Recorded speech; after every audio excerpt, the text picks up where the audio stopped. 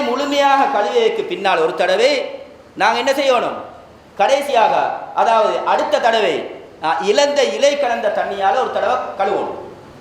அது இல்லாவிட்டால் அழுக்கை போக்கக்கூடிய சவர்க்கார வகைகளை நாங்கள் பயன்படுத்தலாம். அடுத்து மையத்துடைய உடம்பை தேய்க்கிறதுக்காக வேண்டி இப்படியான தும்புகளை நாங்கள் யூஸ் பண்ணக்கூடாது. மையத்துடைய உடம்பை தேய்க்கிறதுக்கு தும்பெல்லாம் வச்சு இந்த மாதிரி இப்படியான தும்புகளை நாங்கள் யூஸ் பண்ணக்கூடாது.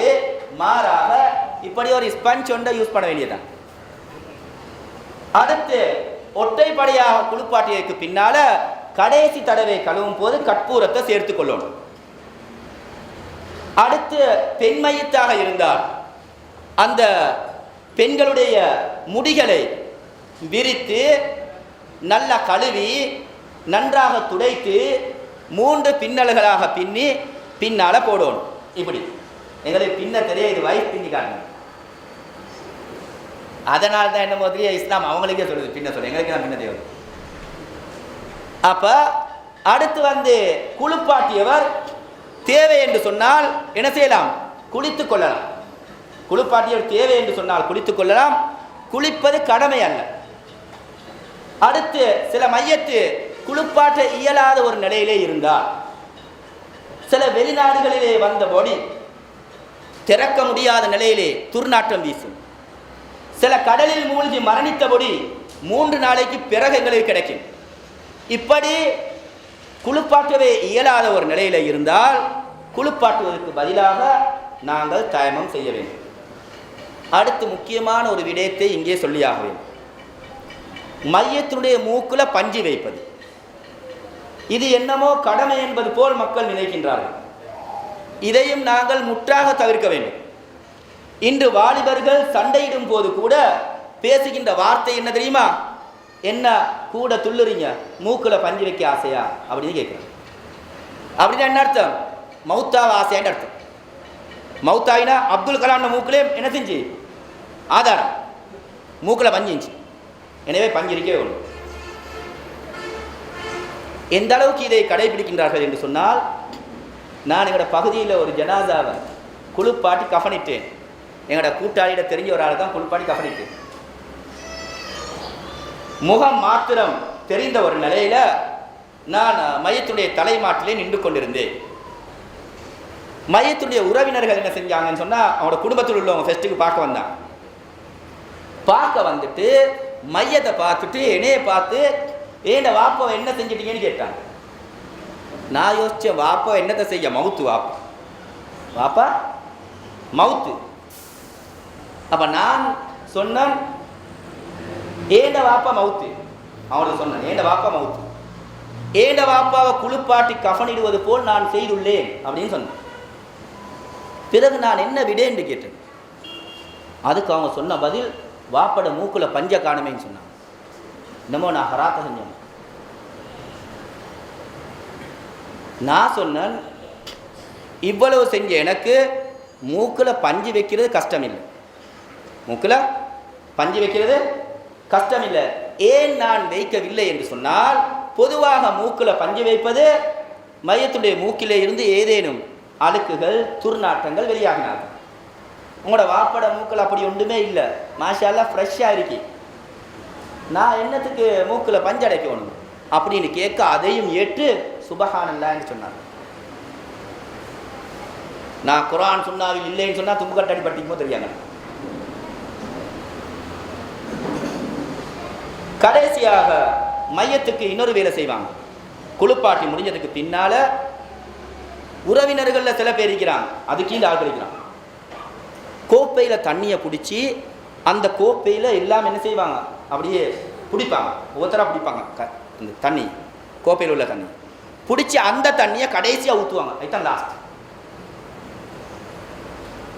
இப்படி செய்தால் குளிப்பாட்டு நன்மை கிடைக்கும் என்று அவர்கள் நினைக்கின்றார்கள். இது பிழையான ஒரு முறை. உனக்கு ஓணுமின்னு சொன்னால் வந்து குளிப்பாட்டு. உதாரணமாக இப்போ நான் நாங்கள் இப்போ கேக்கெல்லாம் தரப்போகிறோம் உங்களுக்கு. இப்போ வரும் ட்ரிங்க்ஸ், இப்போ கேக் கொண்டு உங்களை எல்லாத்துக்கும் தரேன். அல்லது டெய்லி மில்கை வாங்கி அந்த டெய்லி மில்கை உங்களை எல்லாத்துக்கும் தரேன், பிடிக்க தரேன். பிடிக்க தந்துட்டு நான் குடிக்கிறேன் உங்களோட முன்னுக்கு. நீங்கள் குடித்த மாதிரி ஆகுமா? இல்லை. நீங்கள் குடித்தாதான் நீங்கள் குடித்த மாதிரி. எந்த அளவுக்கு இந்த விடயத்தை கடைபிடிக்கின்றார்கள் என்று சொன்னால், இந்த பகுதியில் ஒரு இடத்துல மையத்தை குளிப்பாட்டத்துக்காக போகணும். கிட்டத்தட்ட 10 மையத்துக்கு மேலே குளிப்பாட்டிக்கிறேன் இல்லையா போடையில். அதனால் உதாரணம் நிறைய இங்கே தான் கிடைக்குது. மையத்தை குளிப்பாட்ட போகும்போது ஒரு நிபந்தனையோடு தான் நான் போகணும். யாராக இருந்தாலும் குர்ஆன் சுன்னா அடிப்படையில் செய்யணும். நம்ம சும்மா செய்கிறது ஒழுங்காக செய்வோமே. மையத்தை ஒரு இடத்துல இந்த கிட்ட பகுதியில் தான் ஒரு வீட்டில் ஒரு ரூமில் வச்சுருந்தாங்க. அந்த அறையில் ஒரு ஜன்னல் ஒன்று இருந்தது. நான் என்ன செய்தேன்னு சொன்னால், குளிப்பாட்டத்துக்கு முதல்ல அவனோட மையத்தினுடைய உறவினர்கள், அதாவது மகன்மார்கள் அழைச்சேன், வாங்க குளிப்பாட்டுன்னு சொல்லி. அவன் ஒருத்தரும் வரலை. மூத்த மகன், அவருக்கு ஒரு 40 வயசு இருக்கும். அவர் ஜன்னலின் ஊடாக குளிப்பாட்டுறதை லைவாக பார்த்து முடிக்கிறார். நான் இப்போ மையத்தை குளிப்பாட்டி முடிஞ்சதுக்கு பின்னால் கஃனிட தயாராகும் அந்த வேலையிலே உறவினர்கள் எல்லாம் வெளியில் ஒரு கோப்பையில் தண்ணியை ஊற்றி அந்த நான் சொன்ன மாதிரி பிடிச்சி முடிக்கிறாங்க. கடைசி அந்த தண்ணி எங்கே வந்துச்சின்னு சொன்னால், அந்த லைவாக பார்த்து முடிக்கிறாரு யார், மகன், அவர்கிட்ட வந்துச்சு அந்த தண்ணி. அவர் தான் கடைசியாக பிடிச்சார். பாப்பா குளிப்பாட்டுறார். பிடிச்சி அந்த தண்ணி எனக்கு தந்தார்.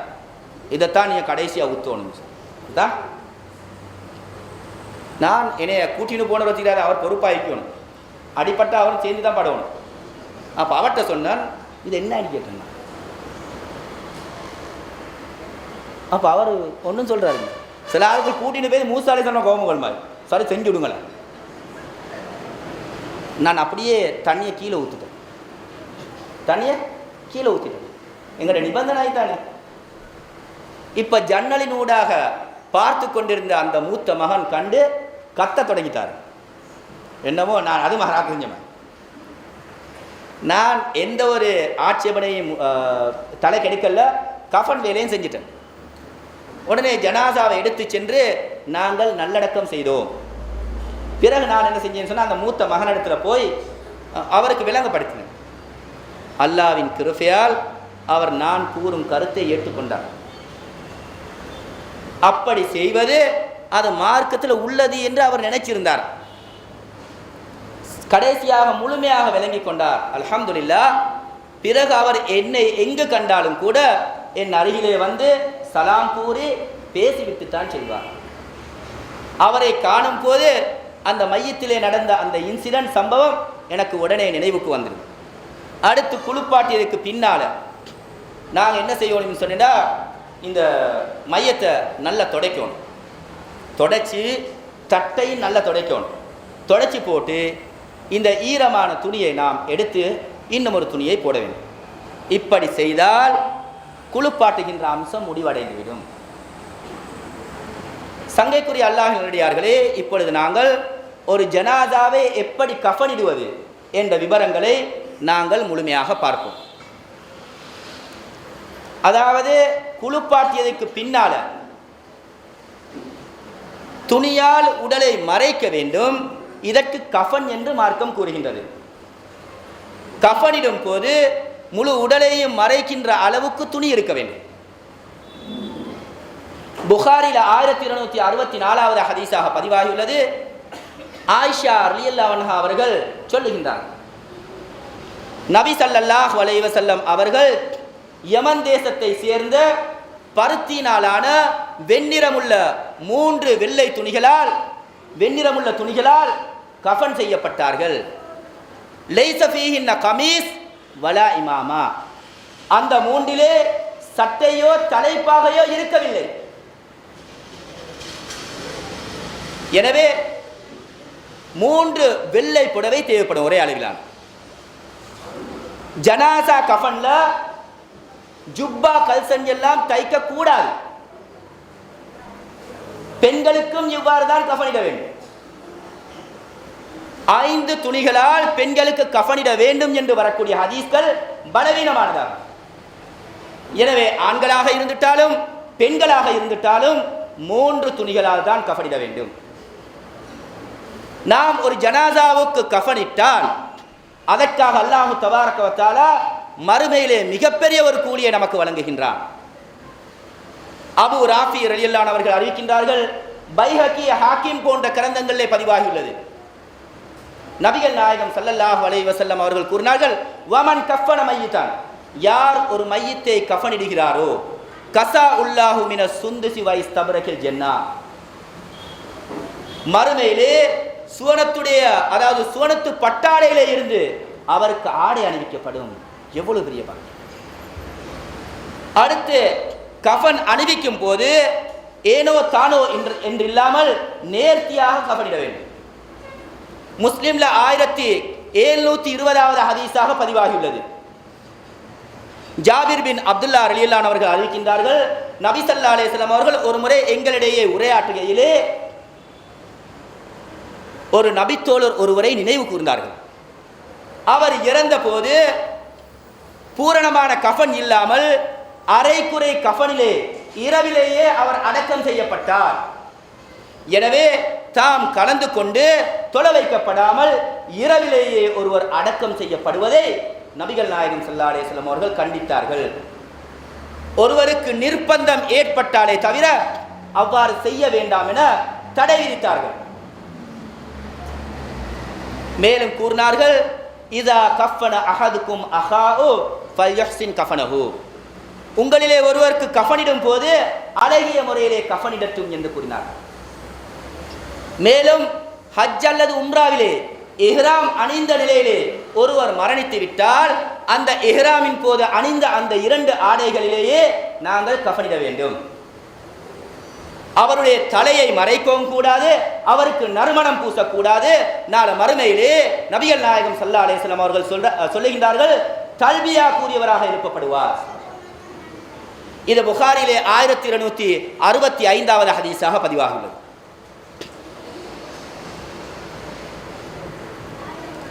அடுத்து இந்த ஹதீஸிலே இருந்து இஹ்ராம் ஆடை அணியாத நிலையிலே மரணிக்கின்ற மற்றவர்களுக்கு நறுமணம் பூசலாம் என்பதை விளங்க முடியும். அடுத்து ஒருவர் விரும்பினால் தனக்குரிய கஃனை தானே தயார்படுத்தி வைக்க முடியும். இது புகாரில் 1277 2093வது ஹதீஸாக பதிவாகியுள்ளது. சங்கைக்குரிய அல்லாஹ்வின் நல்லடியார்களே, கஃன் ஆடையை பொறுத்தவரையில் அது வெள்ளை நிறத்திலே இருப்பது சிறந்ததாகும்.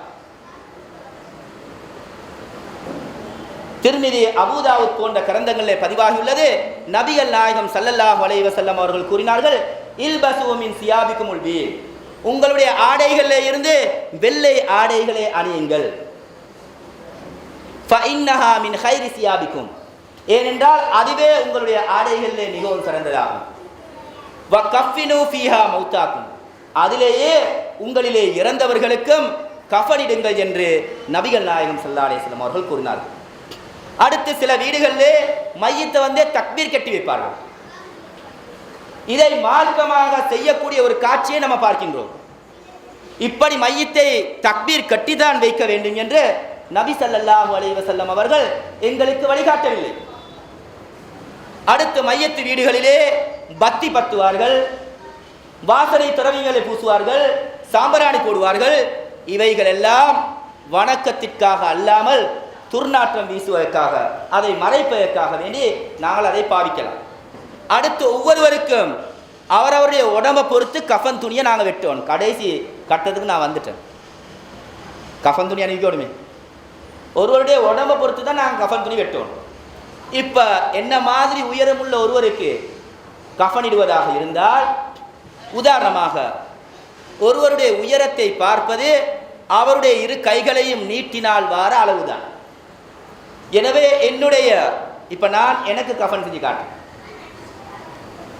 என்னை போன்ற உயரமுள்ள ஒருவருக்கு கஃன் துணியை அளக்க வேண்டும் என்று சொன்னால் நான் இப்படி என்னை அளந்தார்.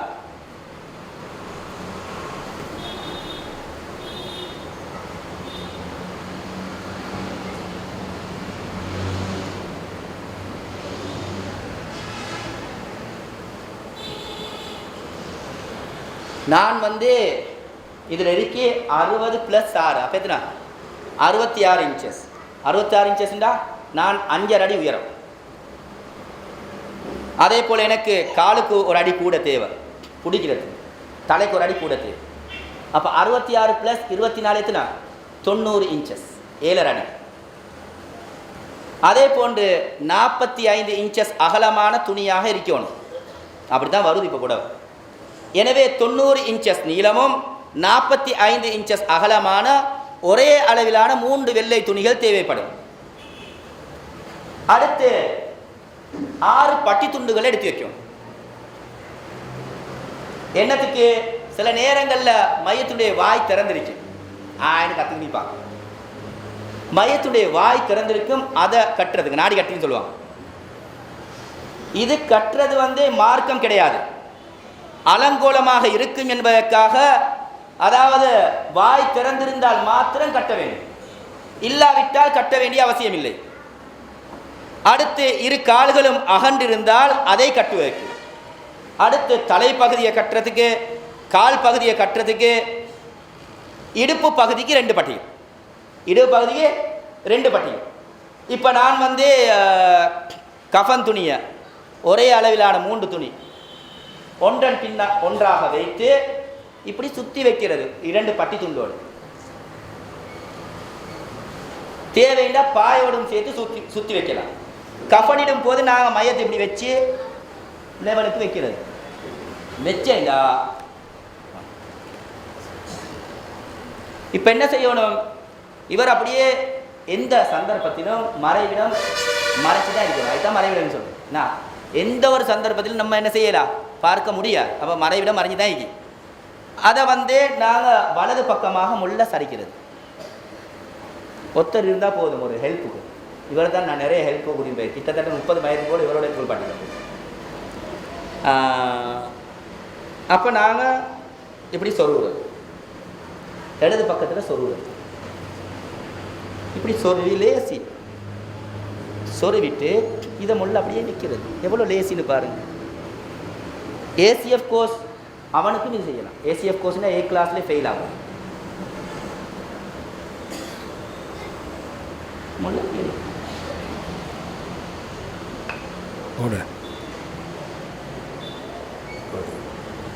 இப்போ லெவலை படிச்சு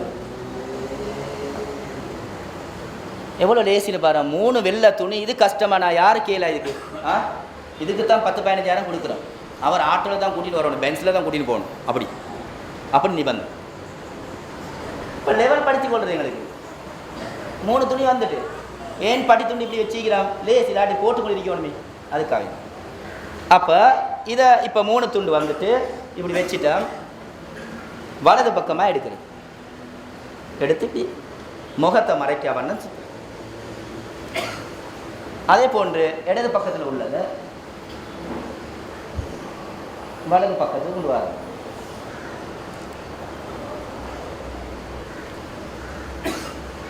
இப்போ கொண்டு வரும்போது முக்கியமாக கவனிக்கணும், அந்த ஏற்கனவே மறைவிடத்தில் இருக்கக்கூடிய அந்த துணியை நாங்கள் எடுத்துடுறது. இதை வரும்போது முள்ள எடுக்கும், இதை போட தேவையில்லை.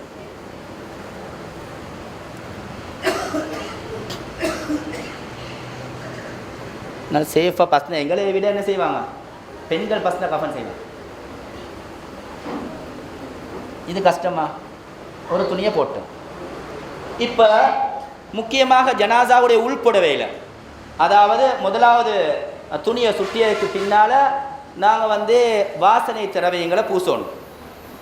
வெளிப்புடவையில் பூசினா மஞ்சளாக அசிங்கமாக இருக்கும். அதனால் உள்படவை பூசினதுக்கு பின்னால் 2வது துணி.